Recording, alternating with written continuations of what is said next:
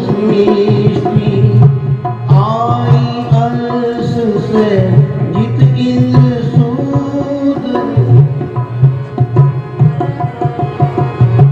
नौ सृष्टि आई अर्श से जित इंद्र सूद अंग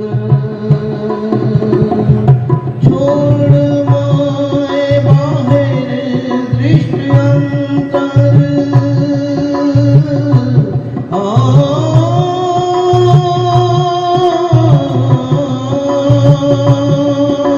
छोड़ माए बाहर दृष्टि अंतर पर आत्म धनी संग साथ जी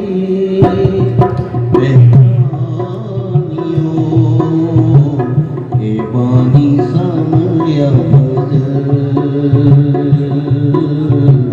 हे बानी समय भजन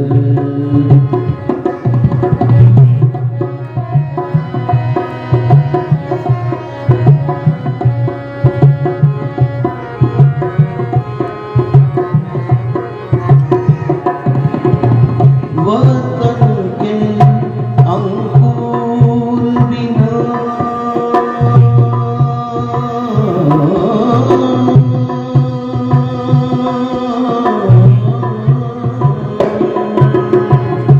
वतन के अंकुर बिना एक दूनी करे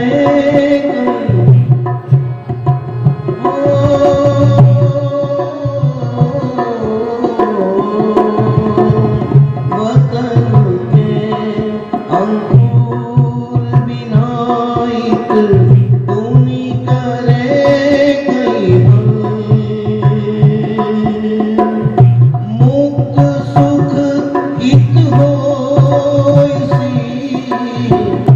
मुक्त सुख हित होइसी पर पावे न धाम में चलो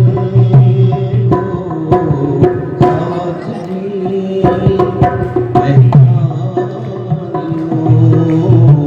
हे बानी समय भजन साथ जी पहचानियो हे बानी समय भजन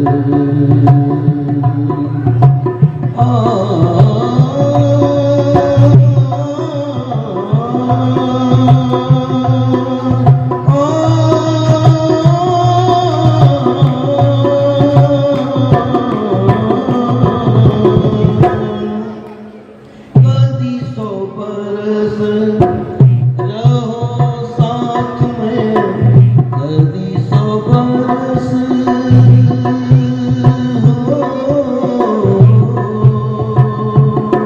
कदी 100 बरस रहो साथ में धनी अनुभव सोवे मूल अंकुर दया बिना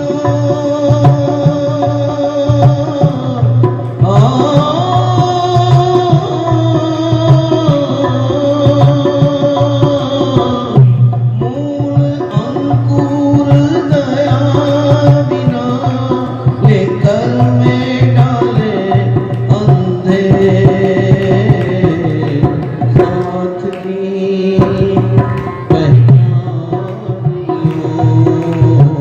हे बानी समय भजन हो साथ जी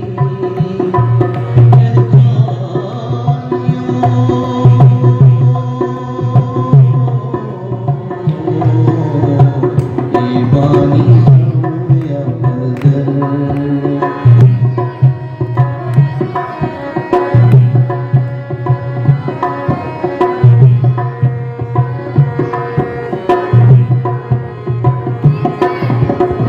श्री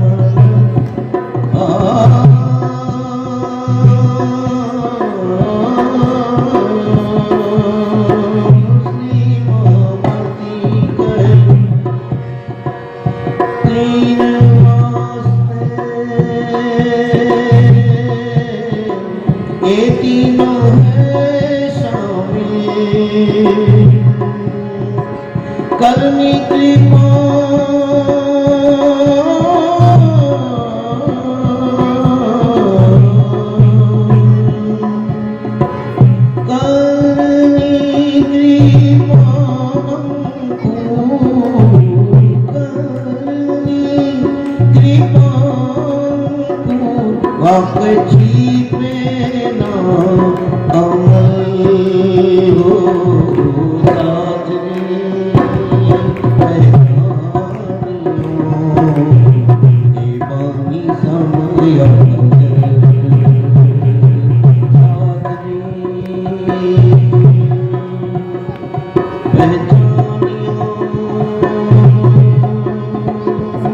पहचानियो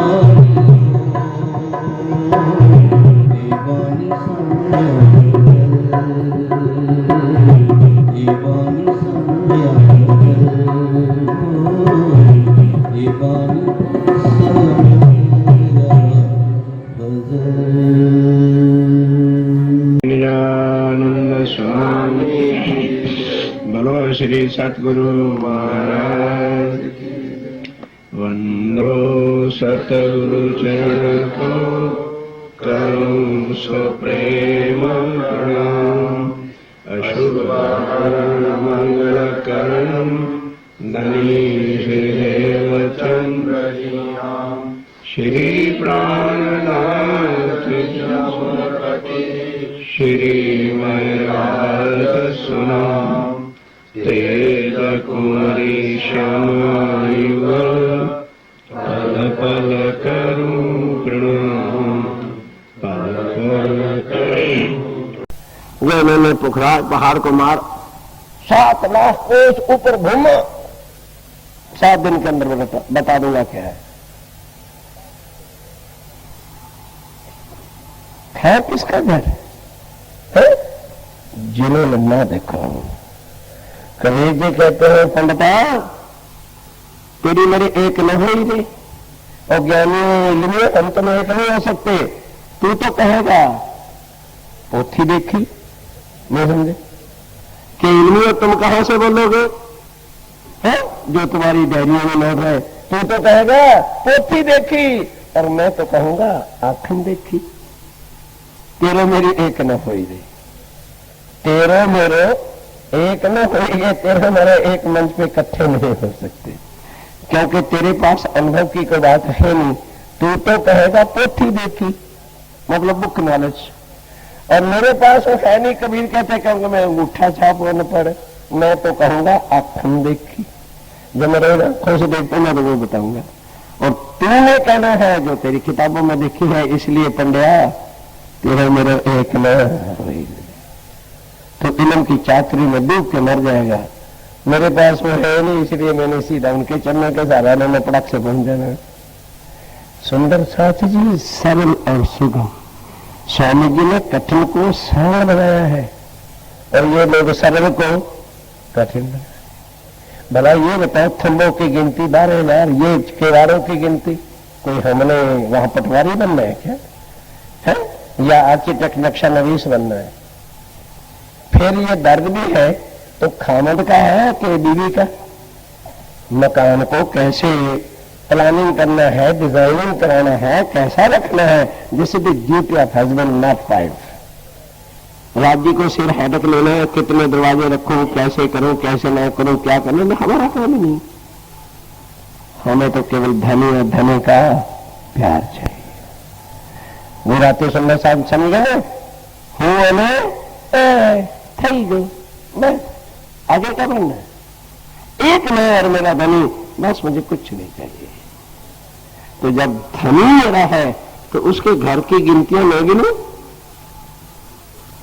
कि कितने दरवाजे हैं कितने पल्ले हैं किधर खिड़कियां किधर जालियां किधर कुछ है। ये कौन लोगों का है जो बेचारे वहां पहुंच तो सकते नहीं। नक्शा देख देख के दलवा दिया 7 लाख कोस लंबा 50,000 कोस चौड़ा परंधा है बस। और कोस और लाख और सुना के मेरे जैसे बेचारे का मार के लगा, अरे बाप रे बाप, हम कैसे सीख सकते। वो डर के भाग गए। सुंदर साथ जी, सरल बुद्धि बनाओ। राज्य बड़ा सरल सरल बातें लेके आए और उन्होंने कहा भी है कि संसार की इलम चतुराई मैं पढ़ी ही नहीं। तो दुनिया के चतुराई हम पढ़े नहीं। ये बातें अर्श क्यों है सुंदरराज जी? वास्ते मोमनों के, आप समझी कहते हैं, ध्यान दो, इन मोमिनों के वास्ते उतरे प्याले ले शका। राजी महाराज उतरे हैं क्या लेकर? इश्क के प्याले, प्यार के प्याले लेकर के आए हैं। 12 पिलावत अपने हाथों हक, अपने हाथों से, क्योंकि जानते हैं किसको कितना पिलाना है, जानते हैं किसको क्या चीज देनी, जानते हैं किसकी आत्मा को मैंने कैसे जगाना है। ये उनका था। हम सुंदर साथ यहां अपने शरीर में है, राज्य जानते हैं किसके तन के अंदर। यही बात सतगुरुदेव चंद जी को कही थी कि तुम नहीं जानते, मैं जानता हूं कि मेरी परम धाम की आत्मा किस परिवार में, किस तन में है और किस में नहीं है। मैं जानता हूं कि किस परिवार में, गांव के अंदर कहां पर मेरी आत्मा बैठी है। मैं जानता हूं किस शहर में, किस जगह पर जो है, किस मोहल्ले के मकान नंबर में जो है, उस परिवार में मेरी आत्मा बैठी है। मैं उनको बुला के लाऊंगा, तुम्हारे अंदर भी मैं बैठूंगा। जब आ जाएंगे तुम प्यार करना और मैं बैठ के अंदर से चर्चा सुनाएगी। चर्चा मैं सुनाऊंगा, पूजा तेरी करूंगा, और बोल तो क्या चाहता है, माला तेरे घर में पहनूंगा, और कुर्बानी मोमनों को लाने की, बताने की कष्ट मैं उठाया करूंगा। और बोलो क्या करते हो? कोई ऐसा खाना भी मिलेगा, कोई ऐसा धनी मिलेगा, कोई ऐसा ब्रह्मनाथ और हो सकता है। भगवान खलड़ियां उतार के हर पहले से विधान बना रखा है, जैसा कोई कर्म करेगा उसको वैसा दूंगा। स्वामी जी कहते ना भैया, मैं मोमनों से कर्म करवाने के लिए मिला है, ऐसा मेरे में। और उसकी पहचान करते हुए हमारी उम्र बीती चली जाएगी। उसके लिए उम्रें चाहिए क्या? ज्ञान के साथ। इन मोमिनों के वास्ते जाहिर हौज कौसर, दूसरे ध्यान के साथ मुर्गे 14 तबक के उठाए मोमनों की खातर। इसलिए कि यदि मैंने ये ब्रह्मांड भी ध्यान के साथ, इसके अंदर भी क्या राज है, ब्रह्मांड को क्यों अखंड करना है कि ये ब्रह्मांड भी परले कर दिया तो किसी को पता भी नहीं चलेगा कि परमधाम की आत्मा यहां पर आई थी। इनको करेंगे अखंड योग माया में, तो ये सारे के सारे क्या कहा करेंगे? भाई परमधाम से ब्रह्मनाथ जी आए थे और उनके मोमिन आए थे, उनकी वाणी से कृपा से हम भवसागर से पार हुए, अखंड हुए, मोमनों की महिमा गाएंगे। इसलिए कहते हैं मैंने ब्रह्मांड को अखंड करना है, वास इन मोमनों के।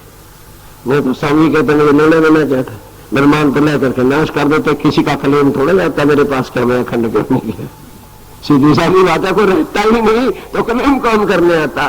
कहते नहीं, मेरे मोमनों का गुण कैसे लोग गाएंगे। इसलिए स्वामी कहते हैं आत्मा तो तुम्हारी परम धाम जाएगी, मैंने तुम्हारे जीवों को पहली बहिश्त में बिठाऊंगा, फिर दूसरी, तीसरी, चौथी, पांचवी, छठी, सातवीं, आठवीं बहिश्त वाले, जिसमें दुनिया भी आएगी, पैगंबर भी आएंगे और बड़े बड़े तपस्वी भी आएंगे। और उसके बाद कौन आएगा? देवी देवता सारे। उसके बाद कौन आएगा? 11 साल और 52 दिन वाला कृष्ण जो है तुम्हारे चरणों में प्रणाम किया करेगा। हाँ श्यामा जी डरते भी नहीं ये कहते हुए, क्योंकि दम मुर्दा है। और चौथी वेस्ट में जो किशोर स्वरूप रास वाला है, वो भी सवेरे उठ के तुम्हारे जीवों के चरणों में प्रणाम करेगा। पांचवी बहिश्त में जो महमदी है, वो भी सवेरे उठ के तुम्हारे चरणों में जीवों को प्रणाम करेगा। परमदान से देख लिया करना।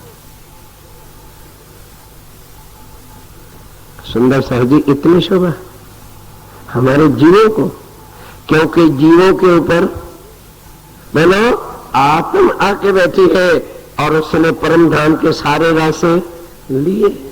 नाउ इज इक्वल टू आत्मा। क्यों? इनके जीवों को जो है क्या करना है? अखंड करते। और जो दुनिया थी बिना अंकुर, ताकि भी नए अंकुर कर और इनको भी सुख दिए अखंड निश्चल। सुंदर साहब जी, अपनी साहिबी को पहचानो, एक एक चीज को पहचानो। सो स्वामी जी कहते हैं किन के वास्ते? इन मोमिनों के वास्ते किया जाहिर हौज कौसर, मुर्दे 14 तबक्के। ये जीव सृष्टि क्या है? मुर्दे, शमशान घाटे, कब्रों में पड़े हुए। स्वामी जी कहते हैं मैंने तुम्हारी खातर इन मुर्दों को कब्रों से उठा के खड़ा कर दिया, अखंड कर देना है इनको। वास्ते तुम्हारे मोमनो इतने सिराजिमरा ने बंद बांध रखे। आज दिन तक किसी भी जीव को, कोई भी देवी, कोई भी देवता, कोई भी तीर्थंकर, कोई भी अवतार, कोई राम, कोई कृष्ण किसी को भवसागर से पार कर सका नहीं। स्वामी जी कहते हैं तुम्हारे रास्ते इन मुर्दों को भी मैंने उठा के खड़ा करके अखंड योग में रखना है और उन सबको रिश्तों में कायम कर देना है। मुर्दे 14 तबक के उठाए मोमनों की खातर, हुआ मेरा मोहम्मद पर वो भी मोमनों की खातर। यहां सुंदर साहब जी मोहम्मद से क्या मतलब है? अक्षर ब्रह्म की आत्म से मतलब है कि वो अक्षर ब्रह्म जो आज दिन तक चांदनी चौक से आगे, क्यों भाई कुछ तो बोला करो यार, है? जो अक्षर ब्रह्म आज दिन सुधी चांदनी चौक से आगे नहीं जा सका, इन मोमनों के रास्ते उसकी आत्म को यहां से निकाल करके मूल मिलावे में खड़ा किया। क्यों? वो गवाही दे। क्योंकि क्या कहा था? मैं भी शाहिद होऊंगा और शाहिद होंगे मेरे फरिश्ते। फरिश्ते कौन है? अक्षर की 5 वासना और अक्षर ब्रह्म, ये गवाही देगा कि ऐ मोमनो तुम्हारे लिए राज्य में कितने कष्ट उठाए और किन किन को जो है अखंड कर दिया, और मुझे भी परम धाम के वो अर्श सुख मिल गई। है अक्षर ब्रह्म साक्षी देगा कि जो आज दिन तक अक्षरातीत के माहौल में प्रेम शक्वर तत्व सो सुध अक्षर को नहीं थी, अब मोमनों की खातिर। सुनते चलो क्या कुछ श्री राज्य महाराज हमारे वास्ते दुनिया के ऊपर भी कृपा और मेहर कर रहे हैं। बारीक अर्श अजीम, बारीकियां अर्श अजीम की, सो मोमिन वास्ते करी जाहिर। परम धाम की जो गुज बातें हैं, बारीक बातें का मतलब क्या है? गुज भेद थे, वो भी यहां आकर के मैंने खोल दिए। किन के लिए? वास्ते ब्रह्म सृष्टि के। मोहल्ला मंदिर गलियां ध्यान दो, सब दिखाने लगे जाहिरा।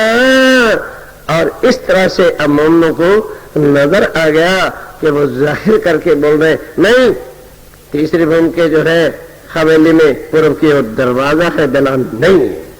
इतना गौरव आ गया है। ए मोमिन, ये मानी आई है तब सबको जो है इतना दिल में मान भी आ गया है। सुंदर साजी ध्यान के साथ बस यही आखिरी छुपाई।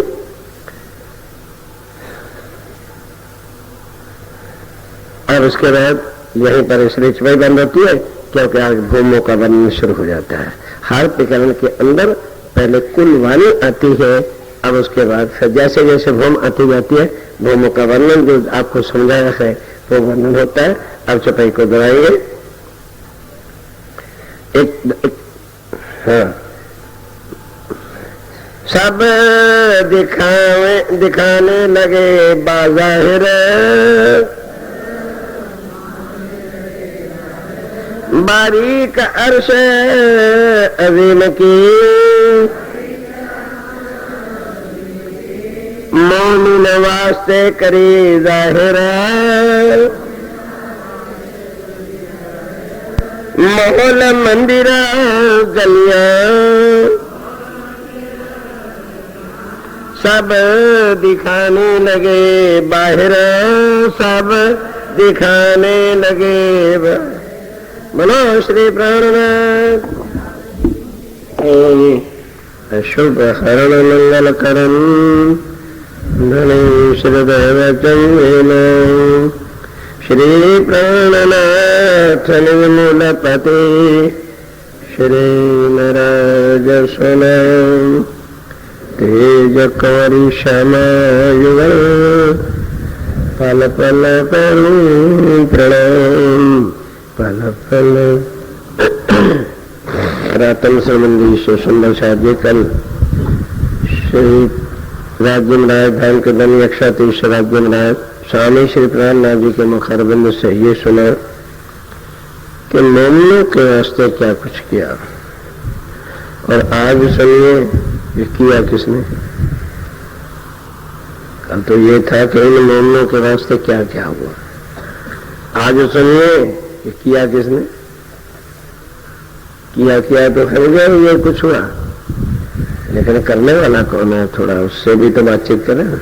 आज हर चुपाई में यही आएगा किसने किया, ज्ञान के साथ।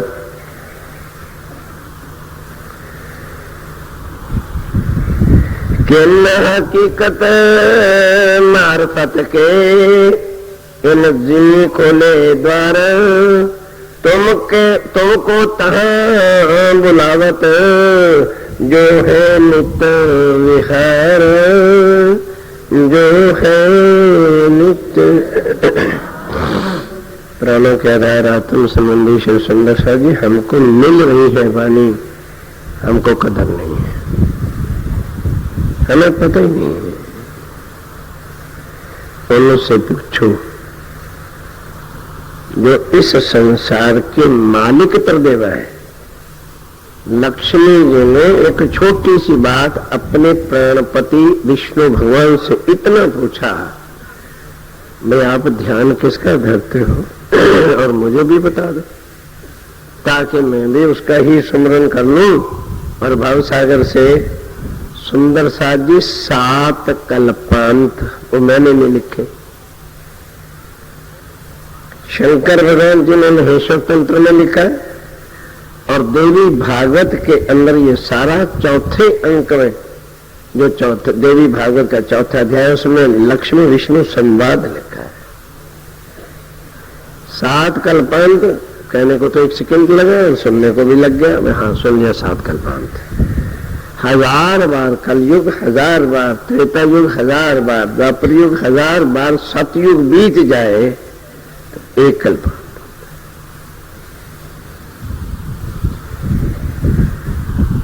उन्हें दर्द उठा ना कि भाई ये मरण जन्म जो मेरा बार बार होता है, और जब युग बदलता है फिर मुझे पृथ्वी पर जाके जन्म लेना पड़ता है, तो मैं इस मुसीबतों से छूट क्यों ना जाऊं। इतना पूछा। जवाब कहां से देते विष्णु भगवान, कहां से ला के जवाब देते, नहीं जवाब था। स्वयं का पता नहीं है उनको, अपनी परात्म का ही पता नहीं, क्योंकि नींद के आवरण में उनकी उत्पत्ति हुई है। तो यहाँ का विधान है जिसकी उत्पत्ति होती है उसका महाप्रलय में नाश हो जाता है। अब बोलो, ऐसे में श्री राज्य महाराज ने हमको उतारा है, वो नहीं मिल रही है, इसलिए हमें कोई दर्द नहीं। इतना भी दर्द नहीं हो सुंदर साहब जी इस वाणी के लिए हमको, जिन्होंने या वाणी के कारण कईयों तिल तिल कटाए दे, कई भैरव जहां पर खाए पहाड़ियों से जो शायद गिर के मरेंगे तो हमें दर्शन हो जाएंगे, कई हेम गले बर्फों में जाके गल गए 5 पांडव। क्योंकि पहले तो ये था कि हमारे पास ही श्री कृष्ण है और उन्होंने कहा है कि पूर्ण ब्रह्म मिल सकता है, पहले तो कह दिया क्योंकि उसको अपना काम कराना था, और लिख भी दिया कि लभस्तु भक्ति आनंद।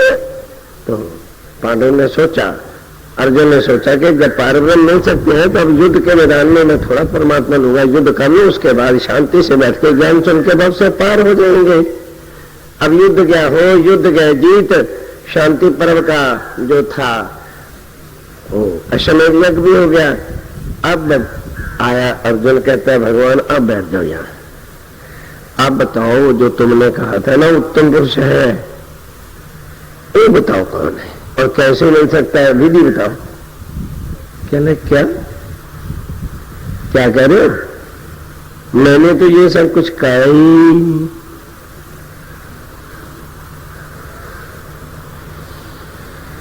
जाओ पढ़ो श्रीमद् महाभारत है ना, 5वां खंड और 6ठा खंड शांति पर्व, अश्वमेध यज्ञ सिकंदर उसका नाम भी यही है, और 16वां अध्याय श्लोक नंबर 9 से 13 पढ़ो। विष्णु भगवान कहते हैं ओह अच्छा वो ज्ञान तो क्या तुझे मैं भूल गया, तो तेरे यहां तो 8-8 बार घोटे लगाते हैं, एक बार बताया था, कहने का वो भूल गया तो तेरे जैसा नीचों में नीच कोई निकृष्ट जीव ही नहीं है जिसने ये सुन के भूल गया। पढ़ो महाभारत। और भाई मैंने नहीं कहा था, वो तो योग माया की शक्ति से मेरे से कहलाया गया था। अब क्या कहा था मुझे याद ही नहीं कि मैंने क्या कहा, क्योंकि मुझे तो होश ही नहीं थी। तब पांडव हैरान हो गए, बेचारे परेशान हो गए, और पता चला कि भाई यदि हम जहां शिव जी महाराज ने उमा को अमर कथा बताई थी वहां चले जाएंगे तो शायद हमें भी कुछ मिल जाए। तो अमरनाथ की गुफा में जाके बैठे और वहीं पर गल के राख हेम गले जो वाणी में आया है वो किन के लिए आया है, पांडवों। कुछ नहीं मिला।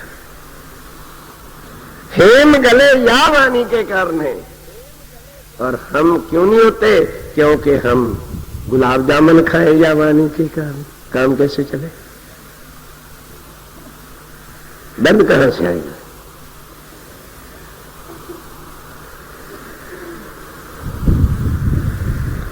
दर्द के बिना सुंदर साजी कोई चीज प्राप्त नहीं होती। और दुनिया में भी देख लो, जो अमीर माँ बाप के लड़के हैं वो हमेशा गुंडे बदमाश और नालायक होते हैं। कोई एक को छोड़ दो, उनका नाम कैसे आएगा। जो गरीब है, जिनके घर लाइट भी नहीं है, स्ट्रीट लाइट में खंभों के नीचे बैठ के पढ़ते हैं, दूध जिनके सपनों में नहीं, चाय भी शायद हफ्ते में एक बार मिलती है, वो यूनिवर्सिटियों के रिकॉर्ड बैठ करते, उनको दर्द होता है, हमें दर्द नहीं। तो मिल रहा है जबरन घंटी बजा बजा कर निकलो बाहर, निकलो बाहर, दर्द कहां से है। भैरव झांप खाए। अभी अभी इस गवर्नमेंट ने बनारस में वो आरे वाला जो मंदिर था वो बंद कराया, तोड़वाया है। कई लोग कहते थे कि यदि जो आरे से शीश कटवाएगा उसको पार ब्रह्म मिल जाएगा। हजारों ने आरे के सामने जैसे लक्कड़ फाड़ता है ना, इस तरह से शीश कटवाया। ये बनारस काशी में अब इस गवर्नमेंट ने बंद किया, पार ब्रह्म ना मिले। उस पार ब्रह्म राज्य में को वो ज्ञान ही बता दे, ताकि हम सुमरन करके भाव से, इतने भाव से पार होने के लिए सुंदर सा जी विचार करो, जरा तुलना करके देखो। हम यहाँ आए भी हैं तो बड़ा एहसान चढ़ा के हमें कहा था, आ गए, कहा था, नहीं कह रहे तुमको दुनिया छुड़ाए के कौन खेचत तरफ हक। कौन है और उसको लेना क्या है तुम्हारे से, क्या लगता है तुम्हारा। दुनिया छुड़ा के और तरफ खींच रहा है, हक की तरफ, अर्श-ए-अज़ीम की तरफ बुला रहा है, हर साधनों से खींच रहा है। उसे पहचानो वो कौन। अर्श से उतार के, आज स्पेशल छांट के लाया हुआ नहीं भी भाई, आखिरी दिन है, कल तो फिर हर एक का ध्यान रखा, जल्दी आरतियां कराओ जी, जान छुट्टे और निकले कैद से बाहर, फाटक खोल देंगे, कल में कपड़ा लगे, आज का दिन और कैद खाने में कैद ही। मैं तो समझ रहा हूँ जो बेचारे जानते हैं, अगली बार रखूंगा नियम, फिर देखो कितने काटते हो, न आना न जाना इकट्ठा दरवाजा खुलेगा, ये लगाना नहीं पड़ेगा, ताला लगा के चाबी पास रखूंगा, एंट्री का मतलब नहीं। और बच्चे वाले आना पहले ही बंद कर देंगे, छोटी सुख शांति से 50 आदमी है, आनंद लुटेंगे परम धाम का, क्योंकि बहुत देख लिया। अब सतगुरु महाराज जी की छिपाई अंदर सता रही है, हीरों की तिजोरी बार बार मत खोल, आएगा जोड़ी बच्चा लेगा महंगे, जिसको दर्द होगा उसको देना, क्यों इनसे मत्था फोड़ रहे हो और गुस्सा कर रहे हो। और लोगों के दिल पे क्या छाप छा रही है कि सरकार को यहाँ बहुत गुस्सा आता है, हमारे यहाँ आते हैं बड़े प्यार से रहते, मुंह पर लानत भी नहीं, और तुम्हें जबरदस्त कमरों से भी निकालो और तुम ढीठ के ढीठ ही बने रहो। क्या जरूरत, क्या बताओ ना, मुझे जरूरत क्या, मैंने क्या लेना है गुस्से में आके, क्यों अपनी गुण इंद्रियों को राख करूं जलाऊं, लेना क्या है? शांति से रहूंगा, शांति से जो आएंगे उन्हीं के साथ बात करेंगे। कोई जरूरी 1200 की संख्या हमने लोगों को दिखाई, 100 आए थे, दर्द वाले आए थे, बस कोई एक भी बच्चे वाले को यहां आने नहीं देंगे। जिन्होंने आके जाने का नाम लेना उनको सीधा ही कह देंगे शिविर लगना ही नहीं, और वो भी सुन के जाए ना। जिनको उठ के यहां आने की तमीज होगी उनको यहां आने देंगे। गले फाड़ फाड़ के हम क्यों बुलाए, गलों निकलो बाहर, निकलो बाहर, क्यों निकलो, रोना घरों में सो आराम करो, ना निकलो। अर्श से उतार के, ध्यान दीजिए सुंदर साहब जी,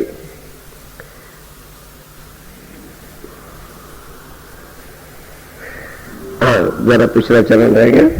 किन हकीकत मार्फत के इन जमी खोले द्वार, कि आज दिन तक इस जमीन पर शरीयत और तरीकत से आगे कोई जानता ही नहीं था। देवी देवता पैगंबर अवतार नहीं जानते थे।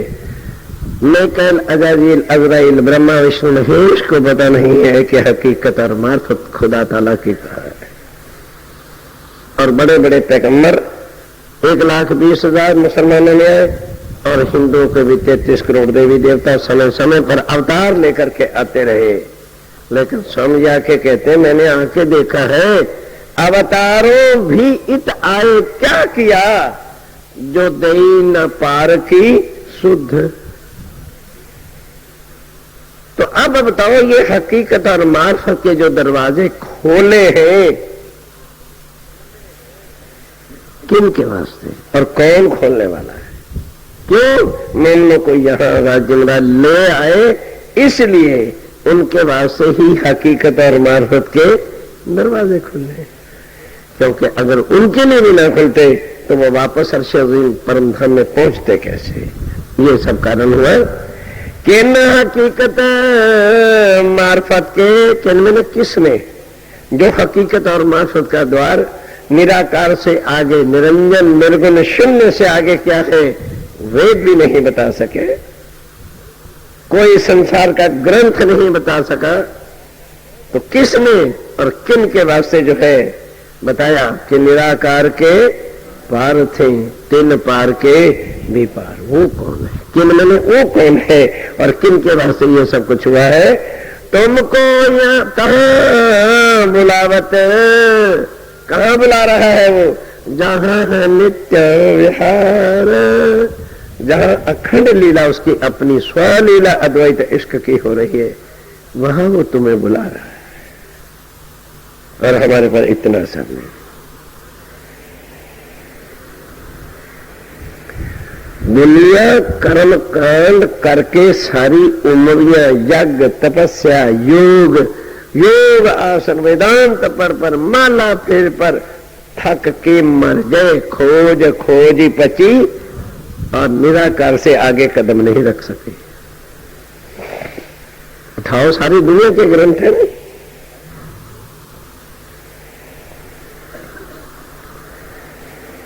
अब ध्यान के साथ ऐसे जो है संसार के अंदर आके जहां तुम फंसे हो अपने नित्य विहार में, उस परम धाम के अंदर जहां अक्षर भी नहीं जा सकता, अपनी आत्मा को कितने प्यार के साथ बुला रहे हैं और याद क्या करा रहे हैं। तुमको दुनी छुड़ाए के कौन खेचत तरफा हक, इस दुनिया से जिससे कोई किसी को छुड़ा ही नहीं सका। इनके पास शक्ति नहीं देवी देवताओं के कि हमें माया से निकाल के आगे ले चल सके, क्योंकि वो खुद ही माया से बाहर निकल नहीं सकते, तो खुद किसी को कैसे छुड़ाएंगे। अब स्वयं स्वामी जी कहते हैं, कभी विचारा है कि तुम्हें माया से जो है कौन छुड़ा रहा है और कहां खींच रहा है? अपने परमधाम के अंदर अर्श से उतार के कौन प्याले पिलावे इश्क। जिस अर्श से बाहर इश्क का नाम भी कोई नहीं जानता था, अक्षर ब्रह्म परम धाम में रहते हुए नहीं जानता था कि अर्श अज़ीम में कौन से लीला होती है और मेरे अर्श के खामंद अल्लाह ताला क्या करते हैं, उनकी रूहें क्या है। रूह का हक से और हक से हक का रूहों के साथ क्या प्यार है, क्या लीला है, अक्षर भी नहीं जानता। कहते हैं सिर्फ तुमको यहां उतारने के बाद श्री राज्य राज वो इश्क के प्याले जो परम धाम की उसकी निजी खुद की लीला थी, वो भी ला करके तुम्हारे सामने रखी। और वो सुख जो अर्श के थे, ये भर भर के इश्क के प्याले तुम्हें यहाँ पर जाम पे जाम पिला रहे हैं। करे आंखों में उस्त अखंड तुम वास्ते गिरो मोमिनो। रात भी छुपाई आई थी कि तुम्हारे वास्ते ही 8 बहिश्तें बनाई हैं, ताकि हमेशा हमेशा के लिए जब ये जीव अखंड हो जाएंगे, बहिश्तों में कायम हो जाएंगे, तो वो किसके गुण गाया करेंगे।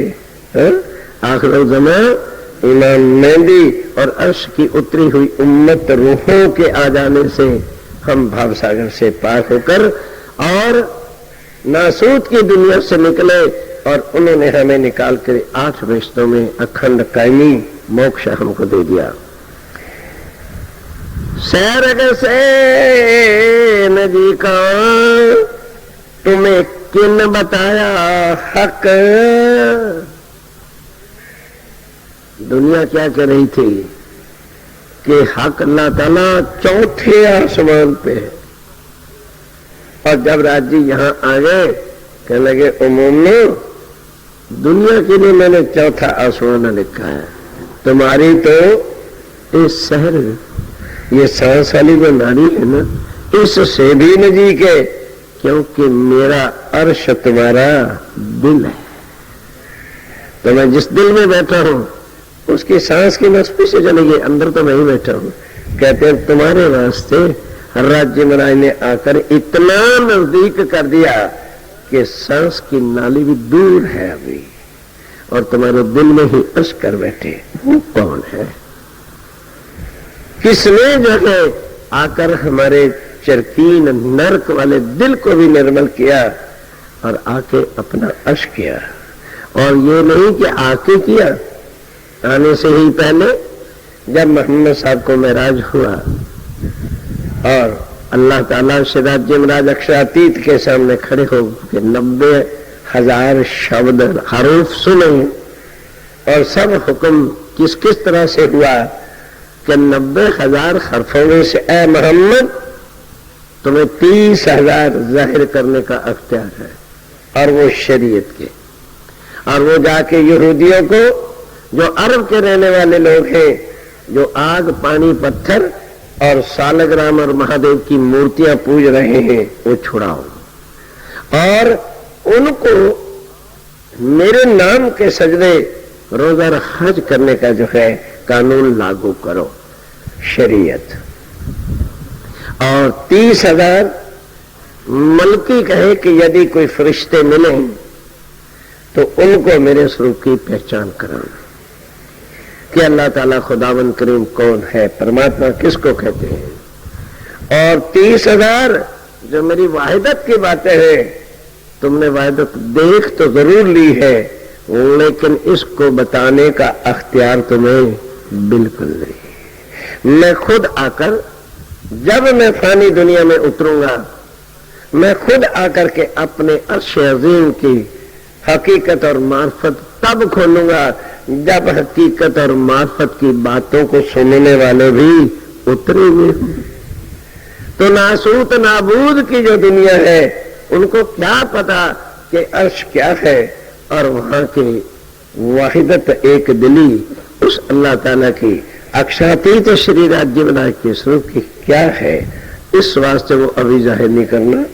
पहले मैं उन मोमिनों को दुनिया में उतारूंगा, फिर उनको आके बताऊंगा वाहिदत एक दिली क्या होती है, और वो सुनकर उस पर चलेंगे। जो मोमिन अर्श के होंगे वो तुरंत अपनी रहनी बदल कर वो चाल अर्श के लेंगे। इस वास्ते तब मोहम्मद साहब ने कहा, हुजूर जब आप अर्श से फर्श पर उतरेंगे तो बता दो कहां उतरेंगे। तो मैं वहां पर हीरे जवाहरातों से जड़ी हुई एक मस्जिद खड़ी कर देता हूं, क्योंकि आप आओगे तो आम मस्जिदों में तो फिर आपकी शोभा शान नहीं होगी। तो आप ठिकाना बताओ कि सारी दुनिया में किस जगह आपके मुबारक कदम आएंगे।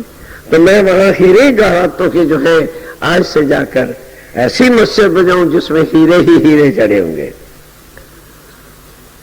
तो खुद कहते हैं कि इसका मतलब है तूने मुझे कोई हीरे व्यापारियों का व्यापारी समझा है, या मैं खाली साहूकारों से ठोका हूं। मेरा ठिकाना ना किसी मंदिर में होगा, ना मेरा ठिकाना किसी मस्जिद में होगा, ना मेरा ठिकाना किसी नदियों के तीर्थों पर होगा, ना मेरा ठिकाना किसी जाप पर तप में होगा, ना मेरा ठिकाना योग साधनों में होगा, ना ठिकाना मेरा व्रत में होगा। मेरा वही ठिकाना होगा जो ठिकाना मेरा अर्श पे है, वही ठिकाना मेरा फर्श पे होगा। मेरा ठिकाना मैं अपने मोमिनों से कभी भी जुदा नहीं हो सकता। तो कलूबे मोमिनीन अर्श मनस्त, जो मेरे अर्श के मोमिन हैं उनका कल्ब, कल्ब कहते हैं दिल को, उन मोमिनों के दिल को ही मैं अर्श बना के बैठूंगा, क्योंकि मैं उनके बिना और वो मेरे बिना रह नहीं सकते। तो मैं कहां जाऊंगा? मैं मस्जिद में खाली बैठा रहूं, एक मुल्ला ही भां भां करता रहेगा और बाकी मेरे मोमिन गलियों में घूमते रहेंगे, तो मैं वहां किसके लिए उतरूंगा? ईंटों में बंद कैद खाने में उतरने आऊंगा क्या?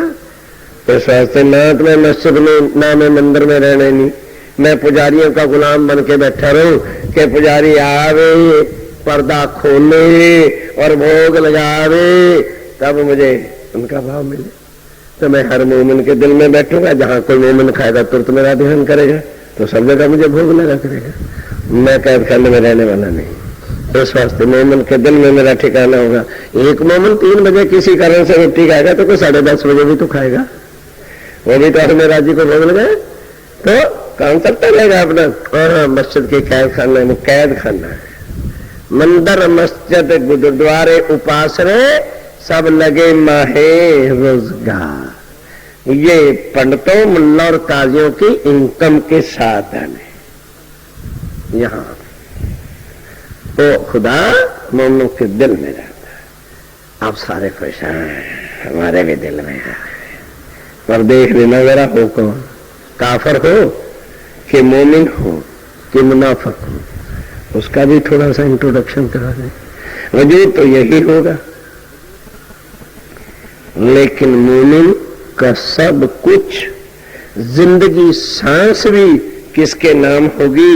अपने मालिक के नाम। उसका अपना कुछ नहीं। क्यों भाई? क्योंकि जिस दिल में राज्य की बैठक होगी तो वो तन किसका होगा? तो फिर उस पर मोमिन का अधिकार ही नहीं होगा। इसको मोमिन कहते हैं। उस एक एक रोम को देख रहा है कि कौन सा मेरा सांस कम वक्त है जो मैं मेरे मालिक के काम नहीं आ रहा। वो उसको हराम की जिंदगी समझता है। जो एक सांस भी उसका फना दुनिया के लिए, झूठी गप्पों के लिए और नरकों के लिए जाता है, वो काफिर है।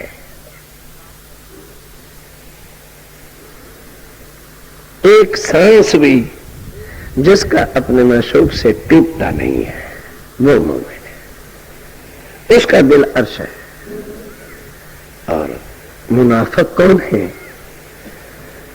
कि जो जहां किसी जगह पर गए, मानो दृष्टांत है गंगा पहुंचे तो गंगादास है, और जमुना जी पहुंच गए तो जमुनादास है, और सुन्नियों में पहुंच गए तो सुन्नी जमात है, शियों में पहुंचे तो अब्दुल हुसैन है। तो वो कौन है? खतरनाक, डेंजरस है वो सबसे, जिसको मुनाफिक कहा है। और अल्लाह ताला ने मोहम्मद साहब को कहा था ऐसे दोगलों से बच के रहिए। मुनाफिक का मतलब दोगले, और वही सबसे डेंजरस होते हैं जिनका ईमान खुद का भी पक्का नहीं होता और दूसरे ईमान वालों को भी वो गिराते हैं, वो मुनाफिक है। और उन्होंने कहा काफिर से तो डर नहीं, क्योंकि पता ही है ये तो मुनकर ही है, तो उसे काहे का डर है।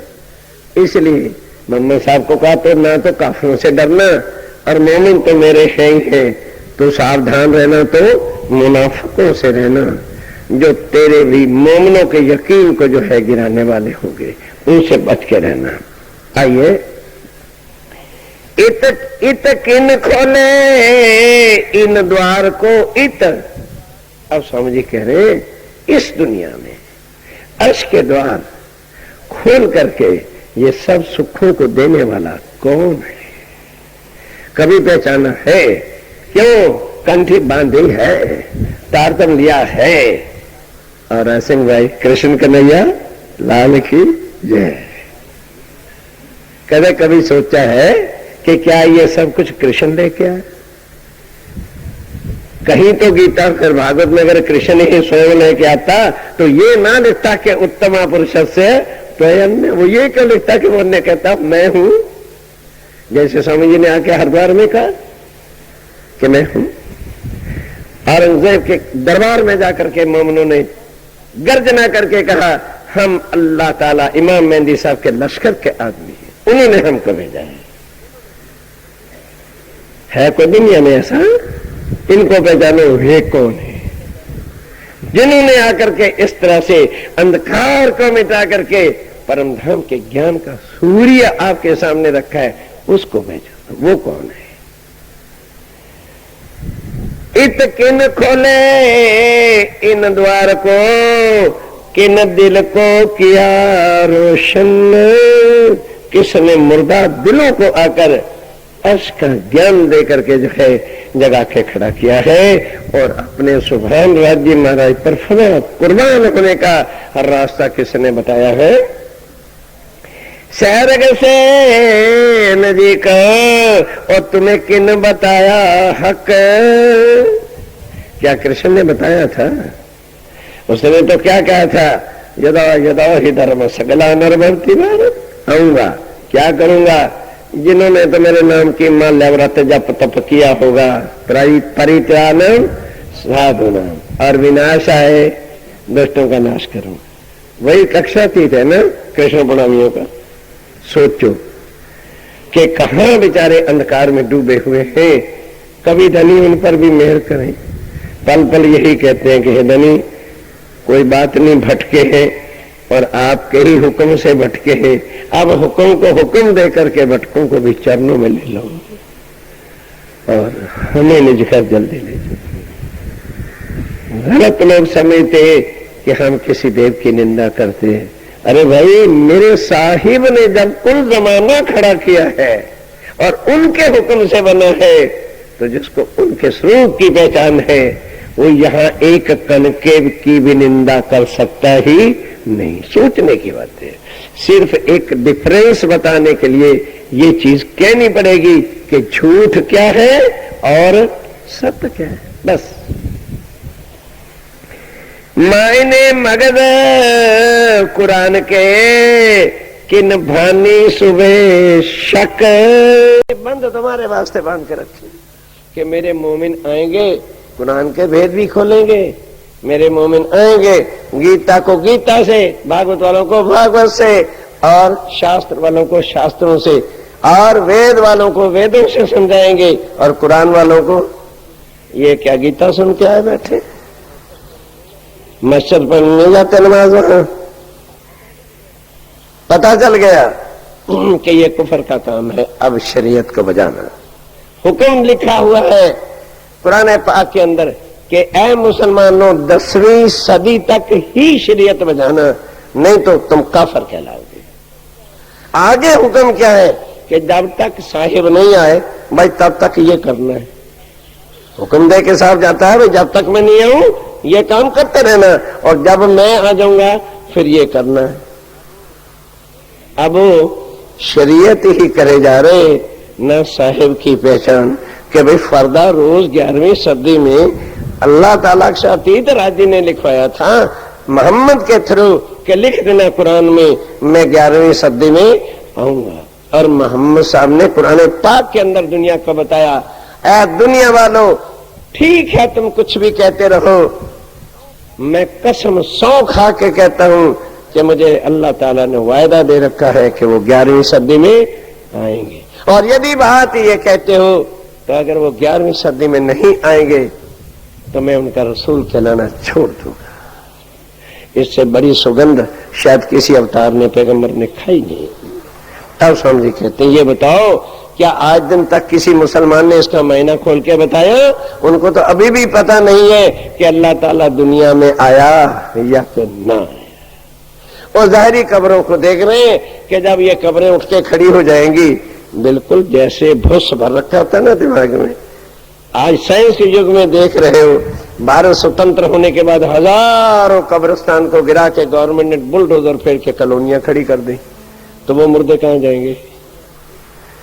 ये मिट्टी, अरे दिल तो मिट्टी है, मुर्दा क्या है? आत्म जो यहाँ जीव के संग मिलकर के मुर्दा हो गई है। इसको क्या करेंगे?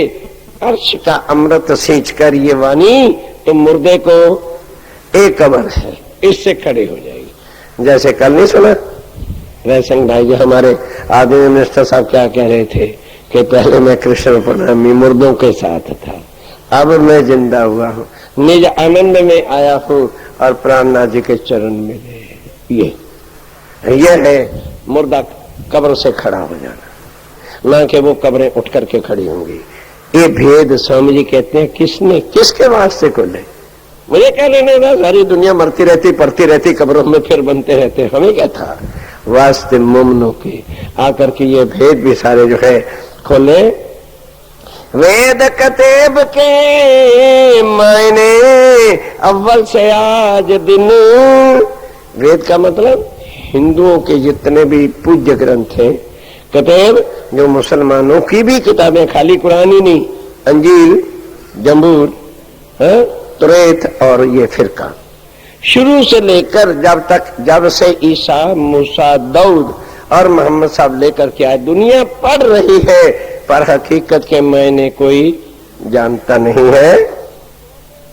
काहू को न खुलत, किसी को भी उसके मायने खुलते ही नहीं है, क्योंकि लिखवा रखा है ये शब्द मुक्तात हैं और अल्लाह ताला खुद आके इसको खोलेगा। अब दुनिया कैसे खोले?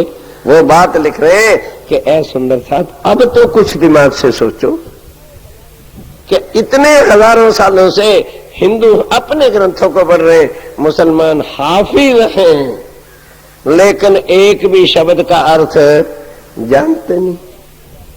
और 14 विद्या निपुण वेदांताचार्य द्विवेदी जी महाराज, त्रिवेदी श्री, चतुर्वेदी श्री और अनंत श्री विभूषित हैं, पर अक्षरातीत की पहचान किसी को है नहीं। यह है दुनिया का अंधकार। स्वामी जी कहते हैं तुम ना द्विवेदी, ना तुम त्रिवेदी, ना तुम चतुर्वेदी, ना तुम एक वेदी, लेकिन मायने खोलते हो सब। किसकी कृपा से? क्या वेद कभी आंखों से देखा था? कुरान तो कभी देखा ही नहीं होगा, अरबी भाषा कैसी है? तो फिर ये सारे मायने जो आज तुम्हारे दिल के अंदर खड़े हो गए, ये किसने किया है? कभी उसका भी थैंक यू बजा लिया करो। क्योंकि ट्यूशन वाला भी अगर पढ़ाता है और अच्छे नंबर पास हो जाते हैं तो माँ बाप भी डिब्बे लेके जाता है, मास्टर जी धन्यवाद आपने कष्ट किया, आभार प्रकट करते हैं, हमारा बच्चा अच्छे नंबरों से चला गया।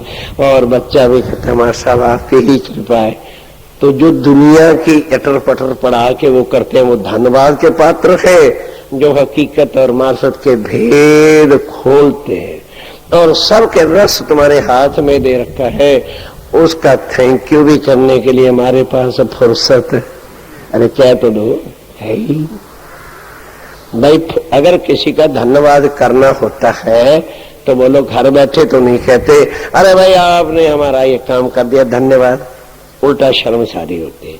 उसके घर जाना पड़ता है, कुछ ना कुछ ले जाना पड़ता है, फिर बड़ी नम्रता दिखानी पड़ती है, फिर जाके उसका आभार प्रकट करना पड़ता है। तो जिसने ये किया है वो बैठा है मूल, अब वहां हम जाएं कैसे? उसने कहा आओ मैं बताता हूं कैसे जाना है। सवेरे उठ बैठना, नहाना धोना, खटपट घर में ना हो तो फिर चलना विराट के स्वरूप से और वैकुंठ को पार कर लेना। फिर आ जाएगा तुम्हारे सामने अष्टावरण, उसको पार कर लेना। सामने आदि रहना, तुम आगे चले आना, तुम्हें कौन रोकेगा? साते शून्य है माँ और मोह तत्व है, आगे आ जाना। फिर तुम्हारी ही अपनी राजधानी शुरू हो जाएगी। लेकिन राष्ट्रपति भ्रमण में आना है, वहां कलकत्ते के बॉर्डर पर ही ना बैठे रहना कि सोचो जी भाई यहाँ बंसरी बज रही है, यही ठिकाना ठीक है तो मैं नहीं मिलूंगा, मेरा कोई चपड़ासी पुड़ासी जो है एमएलए पे एमएलए तो भले मिल जाएगा, तो उसको भी छोड़ देना व्यक्तित्व को। और सबलिक ब्रह्म में भी ज्यादा मगन कृष्ण में ना हो जाना, उसमें बैठ के लीला करके मैंने छोड़ रखा है, अखंड कर दिया था। वहां से आगे जो है केवल ब्रह्म में आ जाना और फिर सत्य स्वरूप में आ जाना। तो फिर आगे जब कदम रखोगे तो तुम्हारा घर शुरू हो जाएगा। पर यहाँ के राष्ट्रपति भवन में 252 रूम है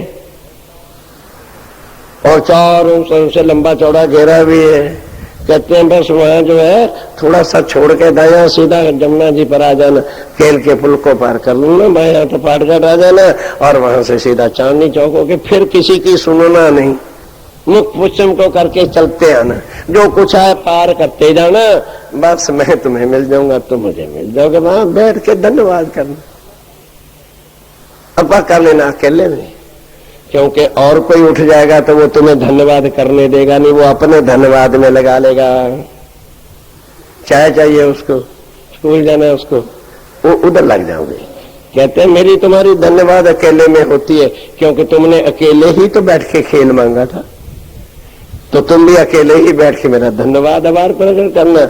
मैं तुम में और तुम ही मुझ में एक रूप होकर के रहा करेंगे, फिर तुम्हें खेल दुखदाई नहीं लगेगा। और जब तक आभार प्रकट करना नहीं सीखोगे और तुम्हारा दुनिया में संबंध रहेगा तो दुख ही दुख भोगने को मिलेंगे। चलिए आगे दोहरा दें, चपाई 9 बज गए। घूम के साथ सुंदर सा जी वेद कतेब के मायने अव्वल से आज दिन काहू को ना खुलत किन तुमको किए रोशन।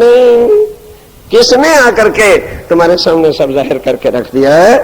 जो नहीं त्रैगुण को ना खबर नूर मकान।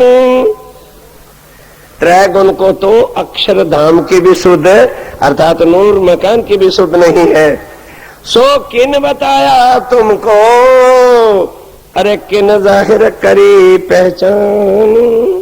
उसको पहचानो जिसने आके क्षार अक्षर रक्षा तीत के भेद खोले, जिसने रंग महल के अंदर की सारी बातें सारे सुख अखंड लीला जो है तुम्हारी उसको आके जाहिर करके और तुम्हारे हवाले कर दिया कि तुम इसके मालिक हो। उसको पहचानो। वो कौन है? कौन खड़ा तुम्हारे सिर पर?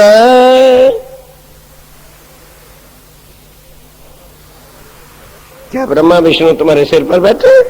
बैठे हुए कंठ में मस्तियां लूट रहे, मरो सड़ो कुछ भी करो, तुम्हारे यहाँ आग लगे, बच्चे मरे, जन्मे ना मरे, भुक्के मरे, उनकी तंदुरुस्ती पे कुछ फर्क नहीं।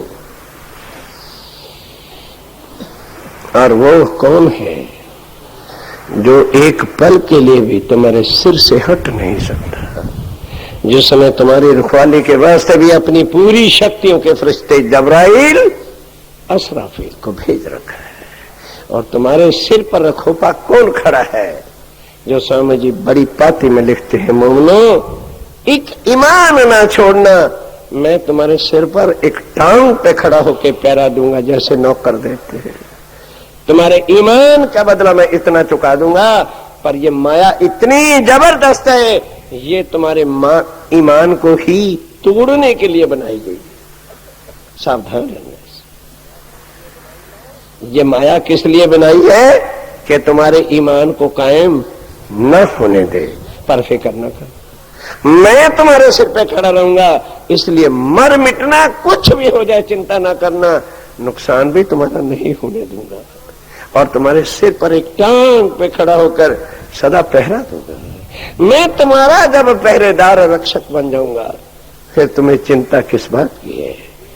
पर चिंता इसलिए होगी कि मुसीबतें तुम्हें नजर आती हैं और मैं तुम्हें नजर आता नहीं, इसलिए ईमान छोड़ देते। क्यों? मैं नजर भी आता हूं, तुम उस नजर से मुझे देखते ही, जब भी देखते हो मतलबी नजर से देखते।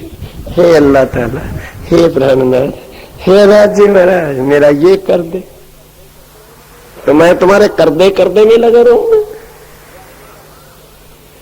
राज्य महाराज कहते, तुम जिस नजर से मुझे परम धाम में देखते थे, उस नजर से देख के देखो तो मैं तुम्हारे पास खड़ा हूं। एक बेर शाद कर ले तो मैं 10 बेर करूंगा।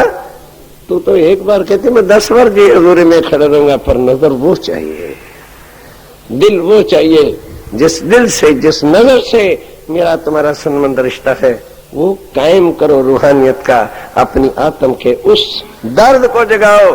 तो मैं तुमसे दूर नहीं हूं, मैं तुमसे दूर हो ही नहीं सकता, मैं सदा तुम्हारे सिर पर खड़ा हूं। ये कौन है जो ये कह रहा है? सो किन खड़े हो जाओ, कौन खड़ा तुम्हारे सिर पर, कौन तुम्हारा निगहबान? क्या देवी देवता निगहबानी करते हैं? अगर यहां से छूटने का कोई भक्त कष्ट भी करते हैं तो उसको आगे जाने देते नहीं, टांगे तोड़ के नीचे गिराते हैं। उसकी पूजा करो, खूब करो, कौन मना करता है? आप स्वामी जी कहते उसको पहचानो। कौन खड़ा तुम्हारे सिर पर है, कौन तुम्हारा निगहबान? तुम ऊपर छाया नूर की, नूर की छतरी कौन तुम्हारे सिर पर लेके खड़ा हुआ है कौन? कौन कर देत पहचान, और तुम्हें कौन जर्रे जर्रे की यहां से लेके अर्श तक की पहचान कर रहा है? उसको पहचान लो, सारा काम हो जाने वाला है। और वही हमारे धाम के धनी अक्षरा तीत पार ब्रह्म सच्चिदानंद आप श्री जी साहेब प्राणनाथ जी महाराज हैं, दूसरा कोई हो नहीं सकता, क्योंकि वो एक है। सारे ग्रंथ उसकी दुहाई देते हैं, पार पुरुष पिया एक है, दूसरा नहीं कोई, और कोई अक्षातीत कहला ही नहीं सकता। बस ये तुम्हारा ईमान कायम रहेगा तो स्वामी जी कहते हैं मैं कभी भी तुम्हारे से जुदा हो ही नहीं सकता। बस इतना ही आज की चर्चा में चौपाई दुराएंगे। कौन कर देत पहचान, कौन खड़ा तुम्हारे सिर पर,